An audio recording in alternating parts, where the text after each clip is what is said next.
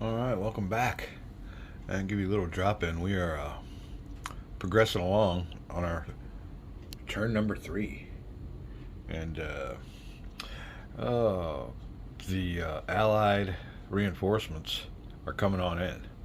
I think the Japanese player has 1 or 2 turn window of opportunity to do as much conquering as he can. And if you don't do it that time, he's up a creek. By now, they should have the Philippines, but that's stocked with full strength units. We should have Singapore. That's stocked. Right now, the Erasmus is, I don't know if it's pretty well given up on those, but it wants us to go down here for, I don't know if that's, it was the Dutch East Indies. Um, but I don't know, I thought this was, I guess it says Sumatra. Huh. Let me look here. Dutch East Indies, yeah, that's what it is. And it has a bunch of hexes listed, but one of the prerequisites was to go after the weakest stack. And there we are. Now, the thing of it is, it's not that much of a unit. It's one of these little uh, one strengthers, so it won't be that big of a deal to get forces in there. But the key thing is, once the Japanese player gets some units in there, we'll definitely have some land forces and we can do some damage. Although you can see here we'll have to do an amphibious assault. Another thing is the units that I've activated for this is this infantry unit here. I guess this one here, yeah, all of them on the blocks with the number 1. It means they're going towards a battle hex 1. Although with a op card, we got to use this for its operational value. You can only have 1 battle hex anyway. So, but moving these 2 units takes up a lot of amphibious shipping points. And let's see what they're at.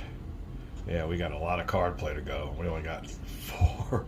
We got 2 more shipping points left. And unfortunately, I think the U.S. had successful submarine warfare and some stuff like that. So it's not looking good for a Japanese player early on in this game. They just don't have the forces. You need cards for one thing, and you have to have good die rolls. They're on 2 key battles. The Japanese rolled miserably. I mean, as bad as you could get. So that was they had 2 bad die rolls. I think really swayed the game, or else they'd have Manila and Singapore. But it's just a matter of the rolls of the dice. Now we have gotten us an attack going on down here. Let me take a little bit of a cough break. And the U.S. player has got a reaction. Well, this time we don't have to roll for reaction because in our new deck of cards, we got all kinds of reaction cards. And unfortunately for the Japanese player, I'm thinking about playing 2 of them. That has totally stymied his offensive. So we will see. It has just been good luck left and right for the Allied player and total bad luck for the Japanese player. I don't know how they're, like I said, all these units that are turned sideways are the ones I've activated. They got a total of 6. So it'd be, let me see here. Well, I'll give a pointer a little bit better.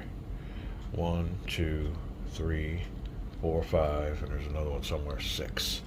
So there's the 6 that are going in. We'll be able to go in with these big units, not having an escort, because we got it all covered. We got all the zones of influence covered with my carriers. That was one of the important things. So all this area around here is all, we can bring them on in. We got air cover covering our rear. So it should be an easy invasion. We still got to wait for the U.S. response. Because like I said, we get the reaction, and it's going to turn this Japanese attack from a surprise attack into us and ambushing them.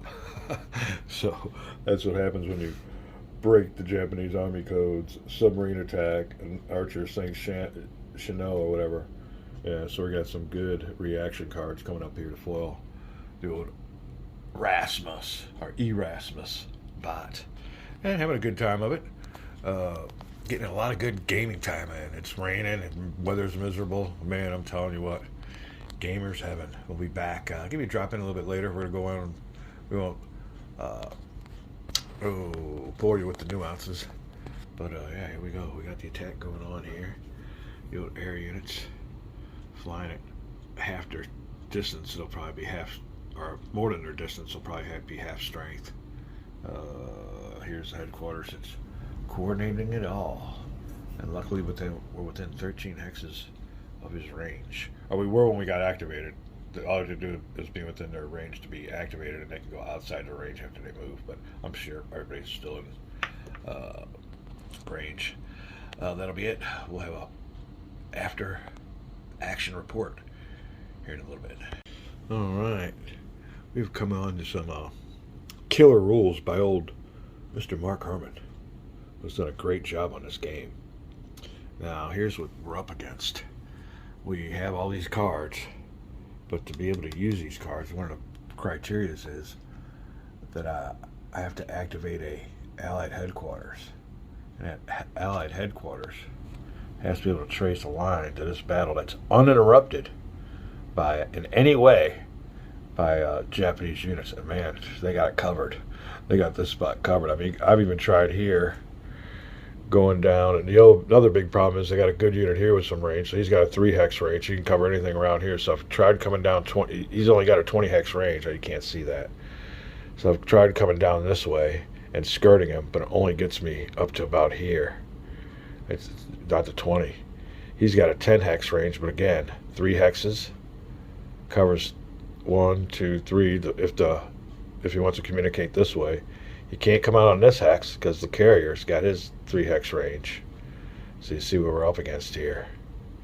This carrier here's got 3 hex range right there. So there's no way for any unit, even right here. If he comes on up, carrier's got a 3 hex range. They got it covered. So there's no way for this lone any headquarters unit to get any word out that they need help in this hex. So I'm afraid there's going to be no reaction possible, and that could be a good plus for the Japanese player for a change. Now let's go down here to the rules. Let me check it out. Be right.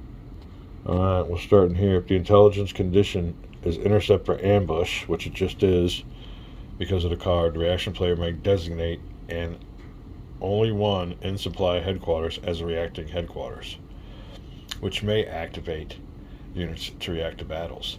There must be at least one declared battle hex within range of the headquarters, which is fine. We meet that criteria. This range cannot be blocked by any means. Parentheses. There you go. And we're up a creek.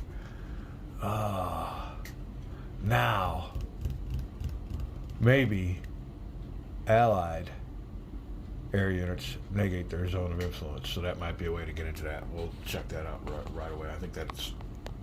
Let me look at the routes real quick. Well, right here, he can only operate. He can only. Where's my pointer? He can only activate one. We really need is this one here with 2. Trying to see if there's any much on the other ones. Nope.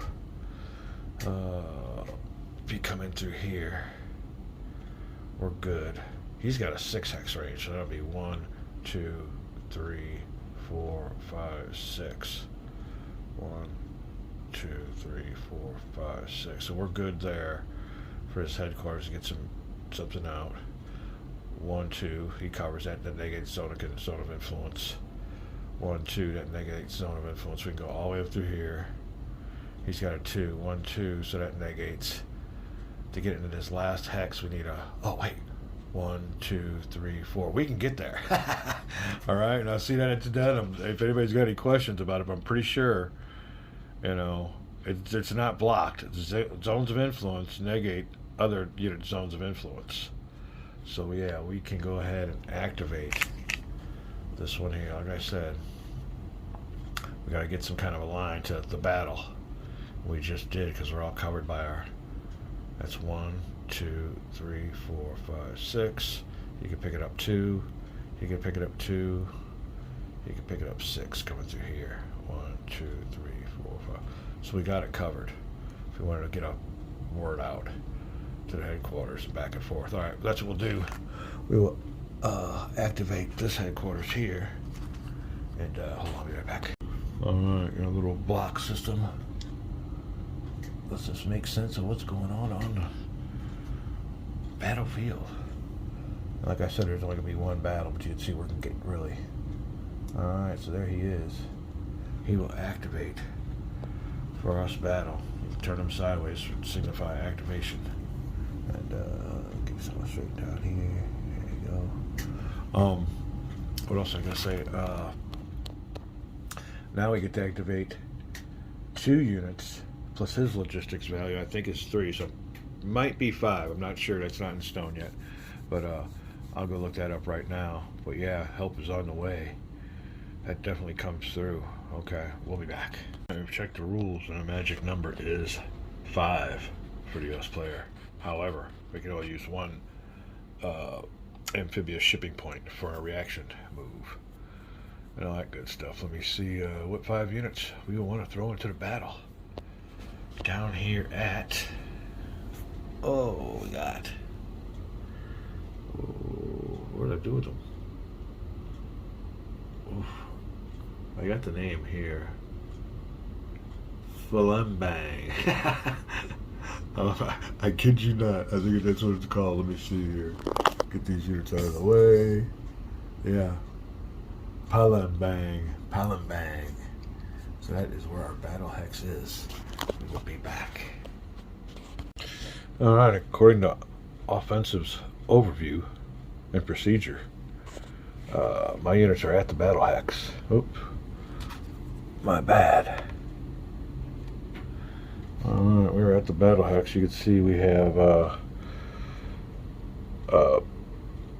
naval, probably a cruiser or something in there. We have a naval presence. If the Allies don't move other naval units into that hex, we'll get a bonus on our attack roll. If there is a naval unit there, 2 big corps or armies, Japanese, we moved in there. And that is 3. Carrier support from 2 carriers, 4 or 5, and air support 6. That is my 6 units. Now I have activated my headquarters with a rating of 2 plus 3. 5 units to activate. We'll be right back. Alright then. For our reaction, we are activating these units. We haven't moved them yet, but these are the ones being activated. And we get 5. One right next to the, almost right next to the battle hex. He'll get a full 10 factors. He'll attack at full strength.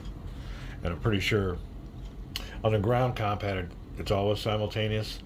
But I think in this ambush, I'm going to be able to fire first, and then his surviving factors fire back at me. So, yeah, we'll get a little bit of air factors in there. I got as many factors as I could to make them as strong as possible. But there's only so much you can do with whatever's around. We have got 2 ships here and a nice big infantry unit. Now, I have to remember, and I don't know if I have yet. Oh, amphibious shipping points used. Yeah, we have to move that according to the size of this unit. But he will be able to latch on with these units here. They're supposedly transports, I guess, in every group of ships. He's going to come on over here and make himself a landing. All protected by Allied zones of influence, so he'll be able to go in there. And I got a nice battleship here. I forgot which one it is. It's the Mississippi or something, but I'm trying to get as many factors into the hex as possible. I'll go over this because I'm wondering about this air unit. I think maybe, although it's 10 factors, I don't know if I got anything around here that's anything fatter than that, but now I got myself second guessing myself on this one. He's out of range. He's only a 4 attack factor anyway, so I'm pretty sure this is my best option. I'll have to look underneath here. There's some nice infantry units here, but I don't know. I guess I do need to put some bunch of units in there for that land battle. I might have to use another amphibious shipping point, but I have to have them in the same hex as ships. Ooh, yeah. We'll be right back. Alright then, I think when it's all said and done, my activation is going to look like this. Headquarters in Manila. Going to activate 2 units. I get another 3 for this number. we will activate a battleship, a nice size 10 strength infantry unit. I want more ground factors. Took away the air factors. This unit here is no longer activated. And so it'll be 1, 2. Oh, we got here 3, 4, and 5. Those will be my 5. I got a couple nice, my strongest ships I could activate here. A big old fat unit here. And this unit, infantry unit, will latch on with this battleship group here.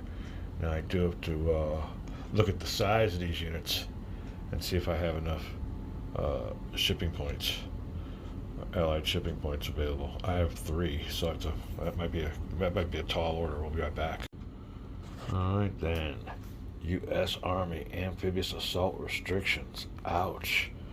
Old Mark Herman always get you with his realism. You gotta be loving it. We can't do that unless we have a Marine unit. Hopefully, I'm thinking, is this our Marine unit here? It's the Special Forces. I don't think that's a Marine symbol. Or I don't think we got any Marines. I think we maybe have some way back there. Oh, that kills. We'll be back. I'll have to find me a Marine. Gotta find the Marines for some island hopping. Alright then, there you go. We have no Marine units, I think, on the map yet. I'll have to look around, scrounge around, but I don't see any. I don't see any blue units, so we have to do some reorganizing on our. Ouch, that kills. That really does kill. We'll see what's up. Can we just make a? Well, I guess it's got to go to the battle hex. All right, we'll be back. All right, well, I'm looking through my pile of hexes here, and look what I seen. A lone unit over here, and I remember him now. Look what we got here. We got us a Marine unit. Yes, so that fulfills the criteria. Oh no, he doesn't have a. Ah shit, he doesn't have a ship with him to go in there with. Ain't that a bitch? All right, well, we found our Marine unit. Let me see what's going on. The Marines might not need ships, so we'll find out what's going on. Hopefully they don't. It's not a prerequisite. We'll be right back, but we did find our Marine unit. All right, then we're back, and I read it wrong, or I didn't read it completely.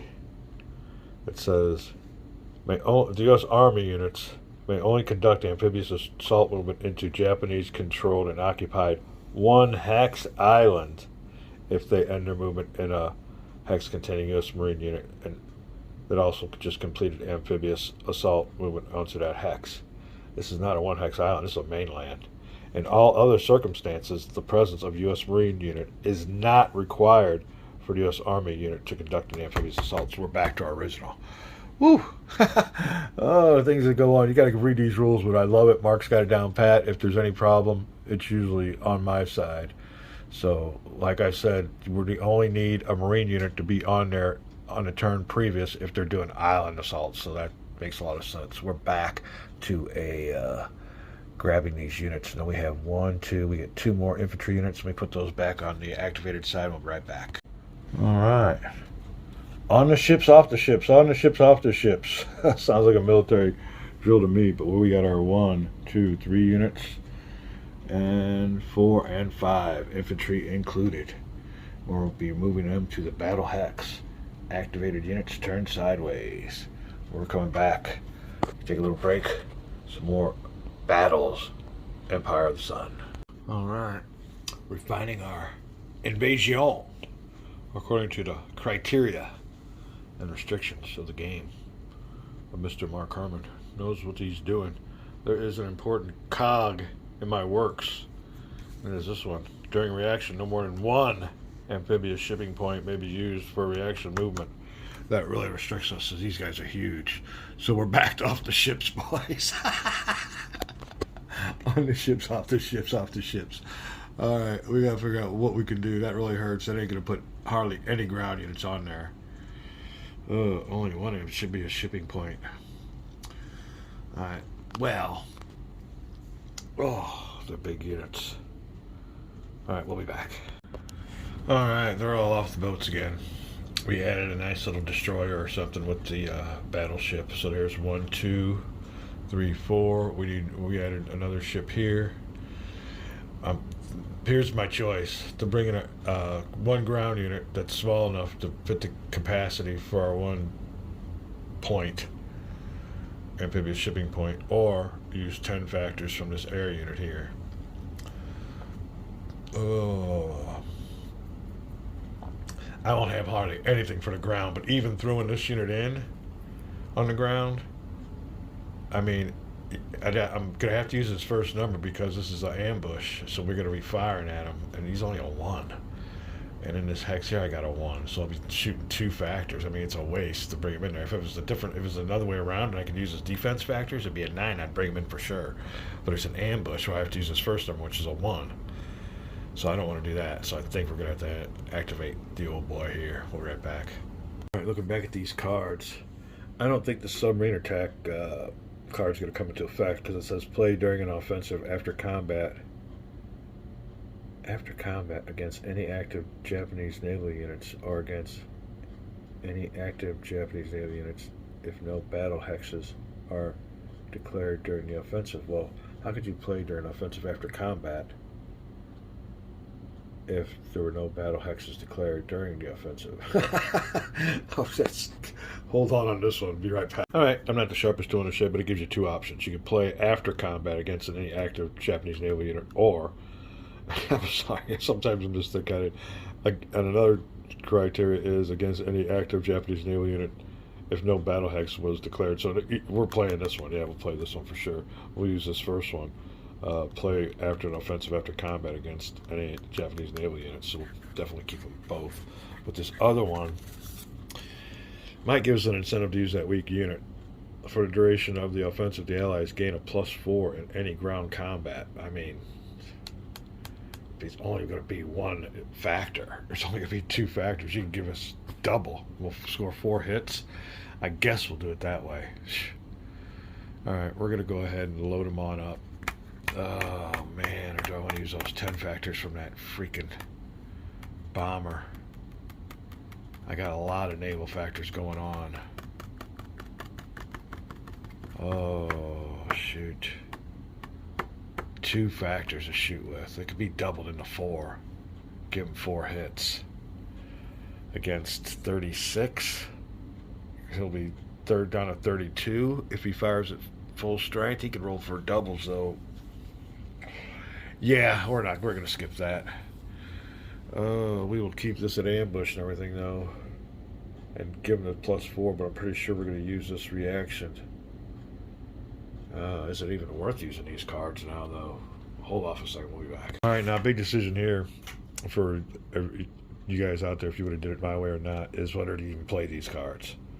We don't have to play these. We can just roll a die for a reaction die roll, but I want to play them. I want to sink some of their ships. I want to get me a plus something on this. We got to make it as hard for them as possible there. So we're going to go ahead. We're going to put some good naval units in there. So yeah, we're going to go ahead and go along with it. What we're going to do, though, what do I want to do with those infantry units that are coming in? So I concentrate on the land battle or the air naval battle. I get a lot more factors in the air naval battle. Not that many factors in the ground battle. 1 factor.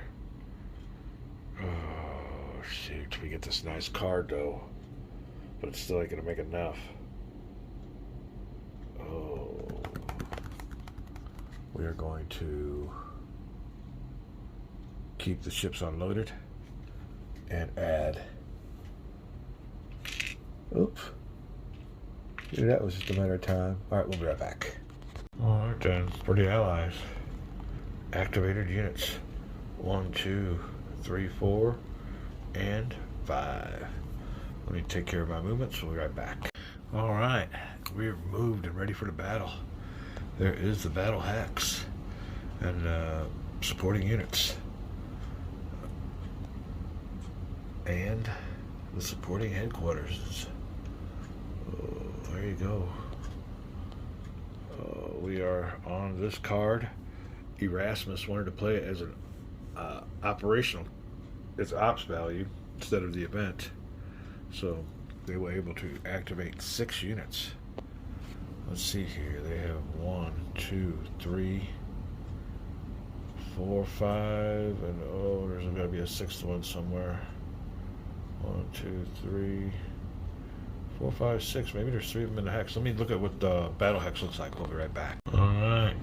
Battle for Lembang. You can see where it is there. And these are our combatants. Now there was the Indomitable in the stack, and I don't want the carrier in there. I didn't know it was a carrier. I didn't look. She slipped in there on me. Hold on a second. But so she'll be stationed out there. So there you go. There's our carriers and everything. Now in our actual battle hex, we will have these units here. Oh, there you go.